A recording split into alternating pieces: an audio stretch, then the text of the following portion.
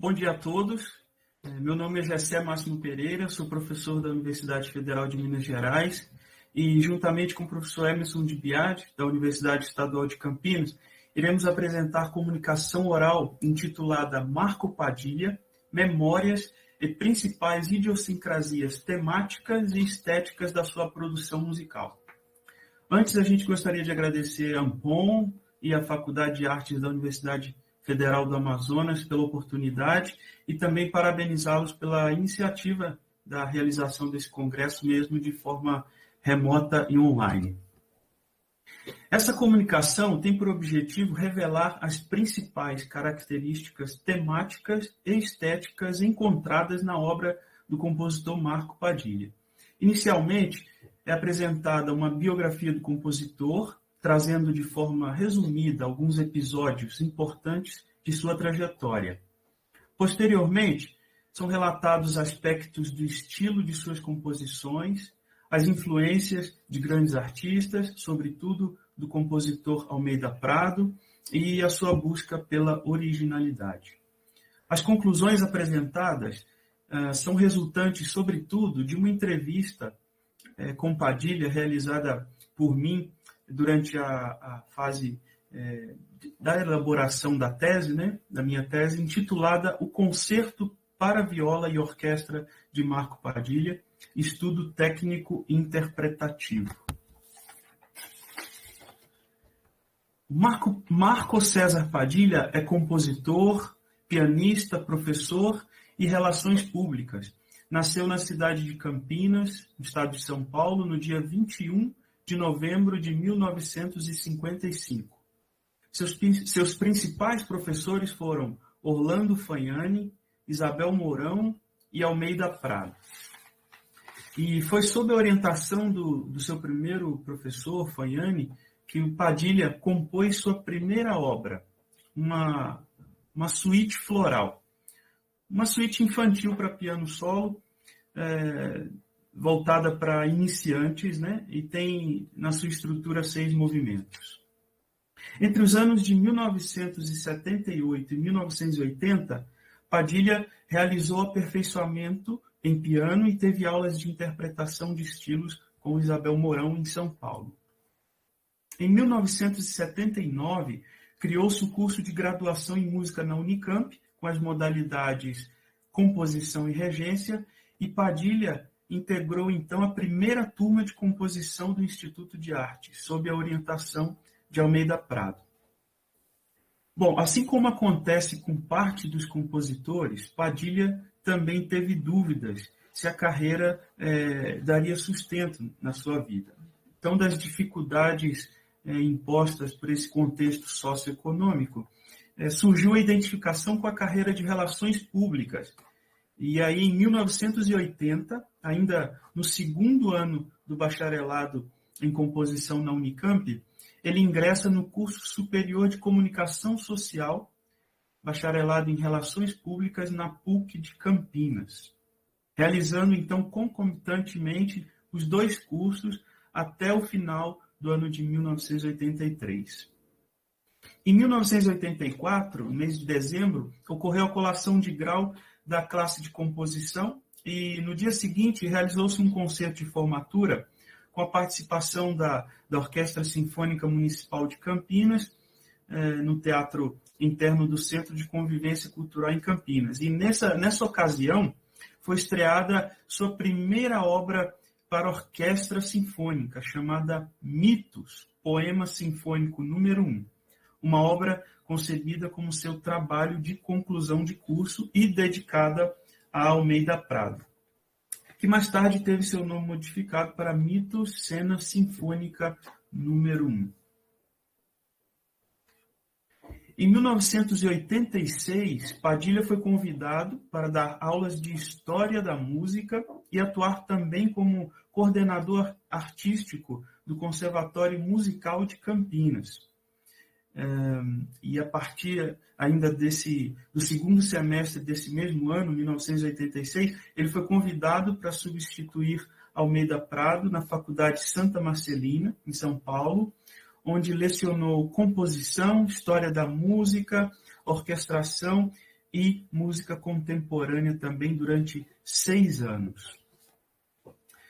O ofício de radialista, na história do Padilha, começou ainda quando ele estava no conservatório e teve a oportunidade de apresentar um salão de concerto na Rádio Educador FM de Campinas. Mas ele obteve mais sucesso e um sucesso mais longo na Rádio Morena FM, onde foi idealizador, produtor e apresentador do programa Intermezzo, que esteve no ar durante 13 anos, entre os anos de 1988 e 2001. Atualmente, Padilha desempenha a função de Relações Públicas no Centro de Convenções da Unicamp, que é vinculado à Diretoria de Cultura da Pró-Reitoria de Extensão, onde é servidor concursado desde 1993. E está também em constante atividade composicional sob a demanda de diversos intérpretes e orquestras. No catálogo de obras de Padilha, elaborado por mim, que está incluído na minha tese de doutorado, encontramos mais informações e detalhadas sobre suas composições. E aqui eu destaco 2 obras, o Concerto para Violoncelo, realizado e executado pela Orquestra Sinfônica do Estado de São Paulo, tendo como solista o violoncelista brasileiro Antônio Menezes, e também seu primeiro quarteto de cordas, executado e estreado pelo Quarteto Carlos Gomes, da cidade de São Paulo. Marco Padilha escreve suas primeiras obras em uma época da música erudita brasileira conhecida pelo ecletismo. Professor da Universidade de São Paulo, professor Paulo de Tarso Salles, afirma que o período entre as décadas de 1970 e 1980 é considerado uma época marcada pelo ecletismo quanto ao aspecto composicional. E Padilha emprega em sua música vários idiomas e também a interação entre eles. Ele afirma: digo que minha música é modal, tonal e atonal, bem como utilizo a mescla dessas sonoridades. Isso sim, uma herança de Almeida Prado. E aí, de fato, o próprio Almeida Prado, ele assumiu abertamente esse ecletismo, né? Ao dividir sua produção musical em fases, a gente encontra, entre os anos de 1973 a 1983, seu período de síntese, que é caracterizado pela liberdade no uso das técnicas de composição que ele absorveu e pela criação do sistema das ressonâncias, ou transtonalismo, isto é, além do tonal, utilizado na composição de sua famosa obra Cartas Celestes, né? E a definição do que é transtornal pelo próprio Almeida Prado nos ajuda a compreender melhor a herança a qual Padilha se refere.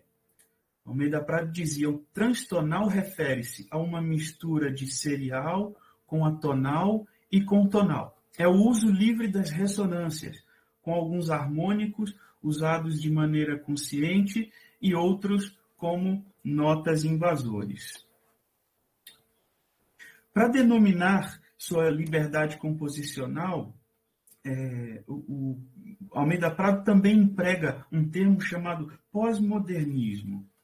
E aqui eu trago uma afirmação do professor Ricardo Takuchian, que diz que um grupo de compositores caminha para frente na procura de novas formas de expressão e comunicação vinculadas à cultura da sociedade pós-industrial de nossos dias.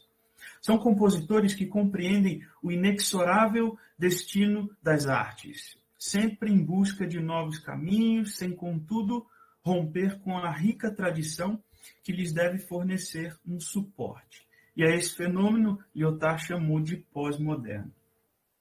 Portanto, é possível afirmar, sim, que a obra de Padilha traz essa alusão ao passado, mas, ao mesmo tempo, é uma contínua procura de novos caminhos, inserindo-se assim também no conceito de pós-moderno. Quanto às temáticas, Padilha parece também ter se inspirado em Almeida Prado no que diz respeito a este tema, né?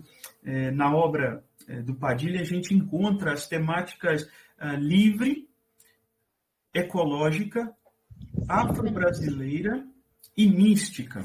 E, sendo essa última a principal, né, a maioria de suas obras tem essa inspiração espiritual e revela uma natureza misteriosa e enigmática.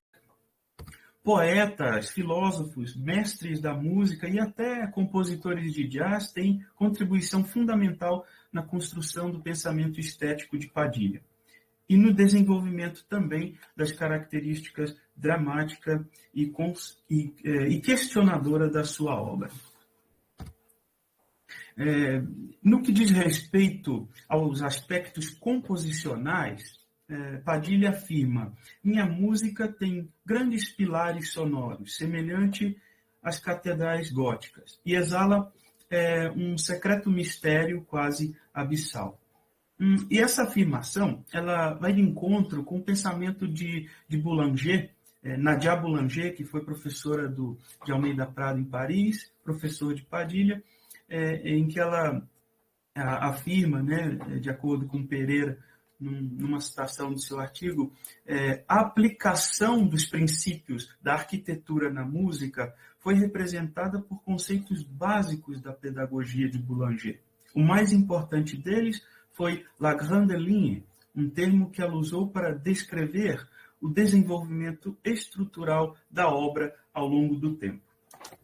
E Padilha ainda revela suas influências, né? Certa vez ele diz que, por ocasião do falecimento do compositor Messiaen, ele escreve uma obra chamada Mystagogos, Hommage a Olivier Messiaen.